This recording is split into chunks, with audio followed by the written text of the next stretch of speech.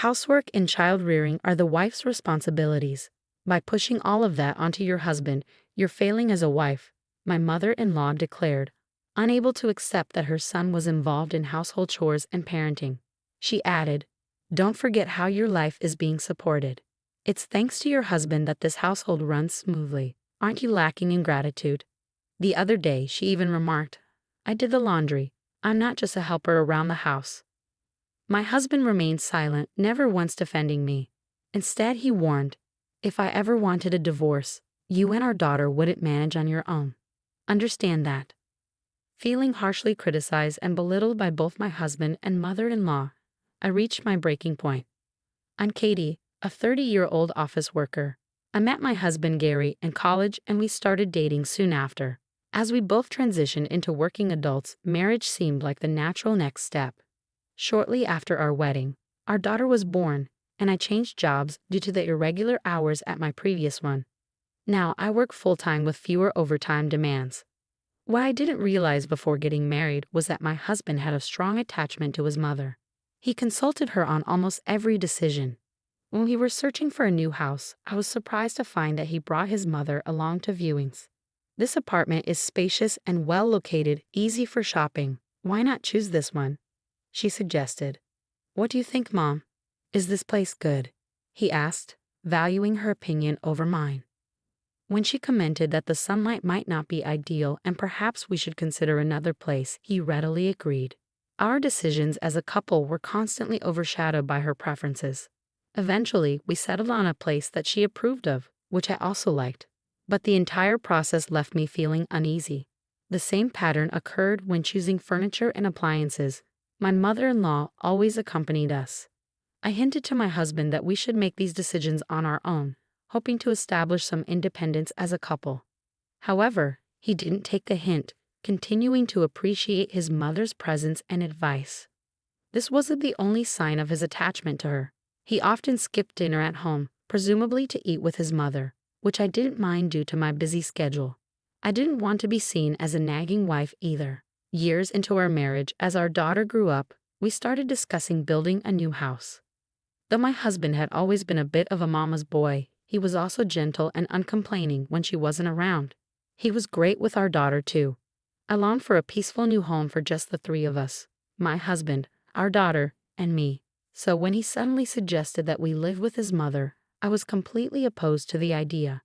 "Mom's getting on in years, and I'm worried about her future. How about we live together with her?" he proposed. His mother likely wanted to live with her son and grandchild, but I was adamantly against the idea. She never listened to my opinions, and I always had to be careful not to offend her. She spoiled my husband and clearly saw me as nothing more than an obstacle. Living together would mean seeing each other every day, something I desperately wanted to avoid. "But your mom doesn't want to move far from her current home, right?" I countered, knowing she preferred to stay in the area she had lived in for years. "Yeah, she has friends there and doesn't want to move far," he admitted. "But that area is too far from our workplaces," I pointed out, knowing it would double our commute time. I wanted to live in an area that was convenient for commuting and ideal for raising kids. "Look at this place, it's close to the train station and near your mom's house. What do you think?" I showed him some options from a real estate agent, highlighting areas with plenty of parks, nature, and convenient shopping. While it meant living separately from his mother, the proximity that would allow us to visit her quickly seemed appealing to him, and he agreed with my suggestion. I felt relieved that we wouldn't have to live with my mother-in-law, but that relief was short-lived. She began visiting our house frequently, and my husband welcomed her visits, making it difficult for me to refuse them. I understood her desire to see her grandchild, but our daughter never warmed up to her and would start crying whenever she saw her. I worried this would upset my mother-in-law. Even on days off, I couldn't relax when she was around. "Can't we spend our days off just as a family?"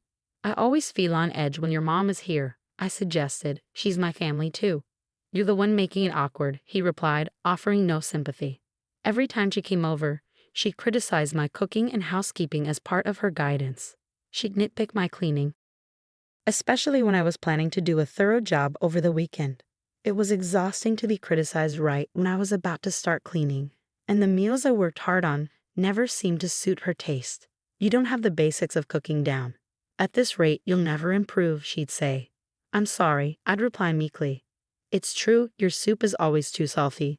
My mom's is always just right," my husband would add, joining in on his mother's complaints and starting to press me too. Normally, he didn't say anything, but when she was around, he suddenly had a lot to say. Feeling discontented with him, I decided to talk to him when my mother-in-law wasn't there. "If you have any complaints, I wish you'd tell me directly. There's no need to wait until your mother is here," I said. "I can't help it. I remember things when I hear Mom talking about them," he replied, a bit annoyed, even though he didn't mean to be hurtful. I still longed for compassion and support in her marriage, but it seemed increasingly difficult for him to understand that. Gradually, our arguments about my mother-in-law became more frequent. Around the time our daughter started first grade, I received news from my mother that my father's health was declining. Caring for him alone had become too much for her at her age, so I decided to adjust my work schedule to help with his care daily. Because of this, my husband began taking on more responsibility for our daughter. She was becoming more independent, helping around the house and understanding of my situation. I was so grateful for her. One day, my mother-in-law came over, furious, accusing me of leaving all the childcare to my husband Gary. "I'm sorry, but my father is really unwell, and my mother is elderly. I really need to be there for them," I explained, hoping she would understand. "I believe families should help each other in tough times," I continued, but my mother-in-law didn't see it that way. "Housework and childcare are a wife's job. Dumping it all on Gary, what are you thinking? If you want to care for your parents, you should still manage everything else. That's the least you can do," she scolded. I couldn't argue back. She couldn't accept her son doing housework and childcare. "Think about it. How is your life supported? It's all thanks to Gary. Don't forget that and be more grateful," she continued. Despite my own income, she insisted it was all my husband's doing, and he didn't defend me once while she was scolding me. The other day, I even had to do the laundry. "I'm not just a helper around here," he added, as if to reinforce her point.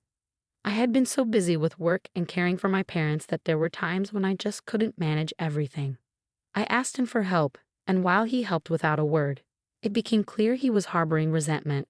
His remarks seemed deliberately aimed at escalating his mother's anger, and his attitude grew even stricter as I continued juggling housework, childcare, and caring for my parents. "I want to do my part with the chores, but sometimes it's just too difficult, and I need your help. Even if you can't take care of our child, at least take care of your own things, like tidying up after yourself," I pleaded. "What are you saying? Protecting the home is a wife's duty. Why should I have to do it? Are you trying to push your chores onto me?" he retorted, dismissing my pleas for cooperation. No matter what I said, he wouldn't understand. "Stop talking big when you don't even make as much money as I do. If I say I want a divorce and it really happens, you do realize you and our daughter won't be able to live on your own, right?" he added, his words cutting deep. I couldn't deny it. My income had decreased since I changed jobs, and now it was less than his. With a young child, I had chosen a job with fewer overtime hours rather than a higher salary. Since then, he had become increasingly unreasonable. "If you want to care for them so much, clean the house thoroughly first," he demanded, knowing full well that it was impossible for me with a full-time job. His demands extended beyond cleaning to meals as well. "This isn't enough. Don't always settle for stir-fries, and I don't want store-bought ready meals," he insisted. No matter how exhausted I was from work, skimping on dinner wasn't allowed. I was physically and mentally drained from having to prepare homemade meals daily. I lost interest in my husband, no longer asking for anything or taking care of him as much. I couldn't trust him with our daughter, so I started bringing her with me when I visited my parents. My mother adored her granddaughter and was always thrilled to see us, and my daughter loved playing with her too. "I'm happy when you bring her, but don't overdo it. You look tired." "I'm worried," my mother would say. "It's okay, Mom. I'm relieved you're here to watch her," I would reply, feeling guilty for relying on her so much. Time passed, and my father passed away. My mother and I had to manage many things, and we discussed our family's future. It turns out my father had been a wealthy man with several properties, including our large, well-maintained family home. "You'll continue living here, right, Mom?" I asked. I assumed my mother would want to stay in the family home, but she thought differently. "This house is too big for me alone," she said. Eventually, she decided to move to a flat, and I would take over the family home. After the funeral, I stayed at the family home with my daughter to sort through my father's belongings and handle inheritance matters. One day, while my mother took my daughter out, I was left alone, absorbed in my tasks. Suddenly, my mother-in-law and husband showed up at my parents' house. "Why are you here so unexpectedly? What do you want?" I asked, startled by their unannounced visit. "I heard about it. You've inherited this house, haven't you?" My mother-in-law said, her eyes greedily sizing up the mansion. "With all this space, there's no problem for all of us to live here." "What?" I couldn't grasp the meaning of her words and exclaimed in surprise. With a malicious smile, my mother-in-law continued, "We're moving in today. It's time to re-educate you properly as a daughter-in-law." Daughter-in-law? Educate? I was incredulous. It was almost laughable. I stared them down and declared, "Me, your daughter-in-law? I'm single, you know." "What are you talking about?" They seemed confused by my statement. "I've already filed for divorce, so we're strangers now. Unfortunately, there's no daughter-in-law here for you to educate." They were dumbfounded, clearly not expecting me to have actually filed for divorce. "How absurd! That's outrageous," my mother-in-law exclaimed. "It's neither absurd nor outrageous. Gary himself initiated the petition for divorce and received the summons from the court," I said calmly. "She's delusional, a wife defying her husband." My mother-in-law was fuming, her anger escalating. I had sent the response back to the court just before my father passed away. My husband had been no help during my father's illness and had only made things harder for me. My love for him had long since withered, so I agreed to the divorce by sending the papers back to the court, making his threat a reality. I had initially intended to discuss the divorce with him, but neither he nor my mother-in-law would listen. Then my father passed away and the moment was lost. As I listened to her barrage of harsh words, my patience finally snapped. Expecting a wife to obey her husband in everything is an outdated notion. "I'm neither a housekeeper nor a maid," I said firmly. I didn't care if my mother-in-law hated me anymore. I was no longer her daughter-in-law. "How dare you speak like that? Don't get above yourself," she raged, lunging at me. I tried to resist, but she was surprisingly strong. "Stop it. Let go," I shouted, struggling to break free. "How could you divorce without discussing it? Unbelievable. Such a terrible daughter-in-law, trampling on my son whom I raised." Her eyes were bloodshot with fury as she glared at me. "Come on, do something about your mother." I pleaded with my husband, but he just stood there, motionless, unable to accept the reality of the divorce. Realizing I couldn't handle this alone, I struggled with my mother-in-law as I somehow managed to call the police. Even as the officers arrived and I explained the situation, her anger showed no signs of abating. "Please calm down," the police officer said, reaching out to my mother-in-law. "Stop it, don't touch me." She reflexively brushed him off, but in the process, her hand struck the officer's face, leading to her immediate restraint. Despite this, her agitated state continued to pose a danger, so she was taken to the police station. As I watched the police car drive away, I approached my husband, who was standing there dazed. "I'll be claiming alimony for the mental anguish you caused me," I said. "Alimony?" he asked, still in disbelief. "Yes, I've recorded everything," I replied calmly. My husband stood there gaping, seemingly lost without his mother to rely on. Time passed, and one day, my ex-husband appeared at my workplace, apparently through a mutual acquaintance from university. Bad rumors about him had spread at his job. Talk of a runaway wife, mother-in-law problems, and pity for the wife circulated among his colleagues, making him uncomfortable enough to decide to resign. I was shocked to see him. His hair was unkempt, a scruffy beard covered his face, and his overall appearance was disheveled. He had fallen into gambling due to stress and was struggling financially. Given his mother's own gambling habits, his income alone wasn't enough. "It's a nuisance, you coming to my workplace," I said coldly, no longer able to muster any sympathy for him. "I told you, but you never respond when I contact you," I said firmly. "I don't want anything to do with you or your mother anymore," I asserted. "Hear me out, please. Can we reduce the child support? It's been really tough lately," he pleaded. The amount was agreed upon by both of us. "You wanted to do what was best for our child," I reminded him. He clicked his tongue in frustration, glaring at me. "Things have changed. My income is lower, And I hardly get any bonuses, he argued. I knew that if they stopped gambling, they could manage life while still paying alimony and child support, but he didn't see it that way. He wanted to shirk his responsibility as a father. Look, we're both struggling on a single income. Shouldn't we give it another try? He suggested, proposing remarriage out of financial desperation. I was utterly disgusted. His hypocritical manner of proposing infuriated me. Remarry? No way. I never want anything to do with a mama's boy like you again, I retorted. Mama's boy? He reacted, clearly not self-aware. You can't make a single decision without your mom. The house, the furniture, the appliances, you consulted her for everything, I continued. He tried to defend himself, but I cut him off. I know you always go shopping for clothes with your mom and have her pick them out for you. That's generally called being a mama's boy, you know. My ex-husband grunted as if struck by the truth of the matter. He considered himself a devoted son, but to me he was just a dependent mama's boy. And you, I added, you always used to make fun of my income. Well, that's going to end now. What do you mean? He asked, his tone filled with disbelief. Actually, I'm earning more than you now. What? That's impossible. There's no way you earn more than me, he scoffed. It's true. I got a promotion. Yes, I was recognized for my hard work at my new job and am on the path to success. He refused to accept my words, stunned. It made sense, though. He always flaunted his high salary and looked down on me. He never imagined that the wife he belittled would end up earning more than him.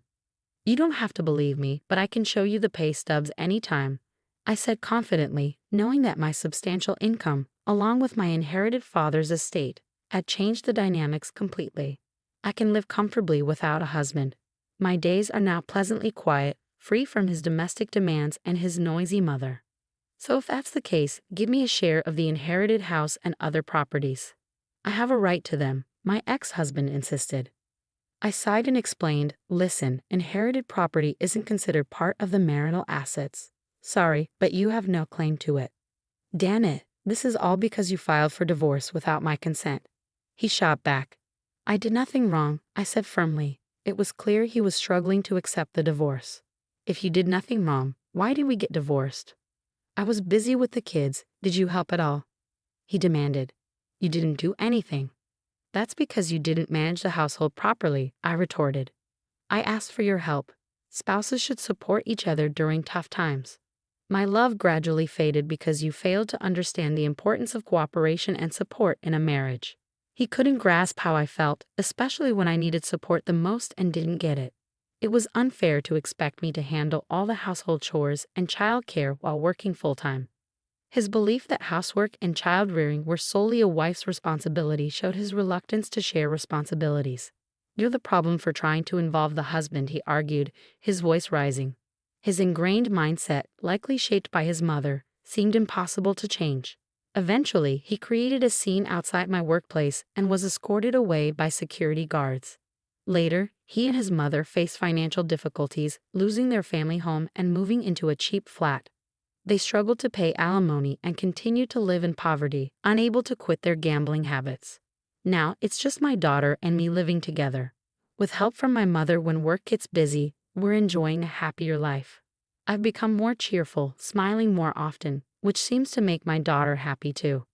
I used to worry constantly about my ex-husband and mother-in-law, but now I'm focused on moving forward and showing my daughter a life that's true to myself. From now on, I'll be raising my daughter alone, firmly instilling in her the values of compassion and mutual support, and teaching her to face challenges with a smile.